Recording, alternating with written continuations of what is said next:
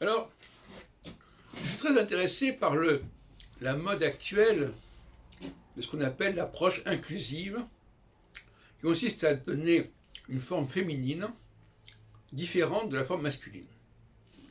Alors, nous en avons déjà parlé, mais là je vais beaucoup plus loin. Donc auteur, ça veut dire autrice, écrivain, écrivaine, mais il faut aller beaucoup plus loin que ça.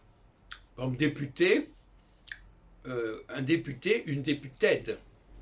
Hein, parce que la forme député, normalement, s'écrivait initialement ED. Le D ne se prononçait pas au masculin, mais il se prononçait au féminin. Tout comme écrit, écrite.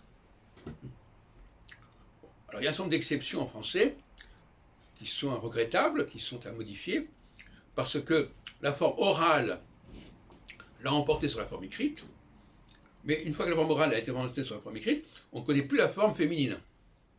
Parce que la forme féminine, on va la réduire à l'ajout d'un E. Député, E. Hein, bien-aimé, E. Bon, c'est une solution bancale, qui en plus ne s'entend pas. Il faut préciser aimer E, ami E, avec un E, etc.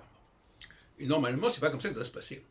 Même pour ami, mon ami, on dit mon ami, mais ça doit s'écrire avec un G ou un C à la fin, qui ne se prononce pas, qui doit se prononcer au féminin. On va dire mon amigue, par exemple. Comme en espagnol, on dit mon amiga. Bon. Alors, donc finalement, les gens qui sont dans l'inclusivité, ils ont du travail sur la planche. Que même par exemple, ministre devrait devenir ministresse, en fait. Comme prince, princesse, etc. Bon. Alors, il y a des cas intéressants. Par exemple, je suis ému, ça devrait s'écrire avec un D.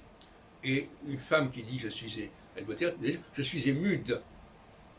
D'ailleurs, les Anglais le font. Parce que les Anglais ont attrapé le français à une période où il avait encore ce D, d'où le fait que le prétérit et le participe comportent toujours, sauf pour les verbes irréguliers ou forts, un D à la fin. I wanted, on dit I wanted, alors on dit I came parce que c'est un verbe irrégulier ou un verbe fort. Mais la plupart des mots, I changed, même I asked. Hein, bon, alors, eux, ils ne prononcent pas correctement parce qu'ils devraient dire I asked.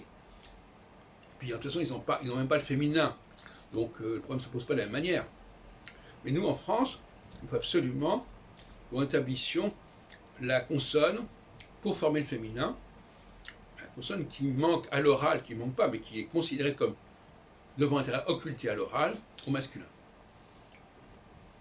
Donc la Chambre des députés, d'abord qu'elle s'écrit député T-E-D-S, qu'elle se prononce député comme d'habitude, mais que si ce sont des femmes, on doit dire la Chambre des députés.